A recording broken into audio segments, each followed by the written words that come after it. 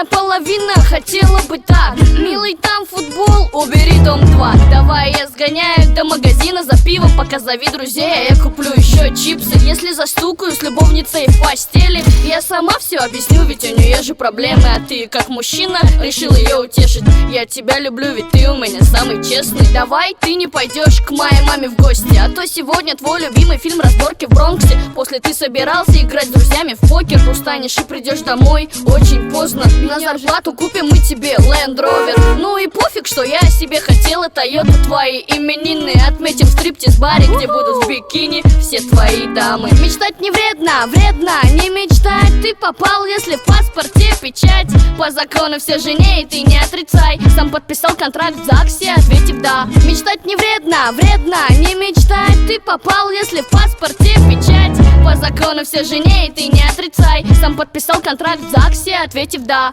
Слабая половина мечтает о таком, чтоб муж приносил не 1 миллион. Говорил, давай купим духи от Dior, сумочку от Armani или Louis Vuitton. Если разбила новую Toyota Prado, дай поцелую, родная, я не злюсь, правда. Я отменю встречу, и мы устроим шопинг. Вот тебе кредитная карта, покупай, что хочешь. Зачем нам Турция, поедем в Венецию в отпуск. Купишь кучу фигни и еще кучу шмоток. Но тебе, как всегда, нечего одеть, любимая. Наберем вещей из новой парижской линии. Не готовь ужин, лучше поболтай с подругой. Вы давно не виделись, только что из клуба. На ночь я расскажу сказку о том, как с трудом Собчак и Бородина строили дом. Мечтать не вредно, вредно не мечтать. Ты попал, если в паспорте печать. По закону все жене, и ты не отрицай. Сам подписал контракт в ЗАГСе, ответив да. Мечтать не вредно, вредно не мечтать. Ты попал, если в паспорте печать. По закону все жене, и ты не отрицай. Сам подписал контракт в ЗАГСе, ответив да.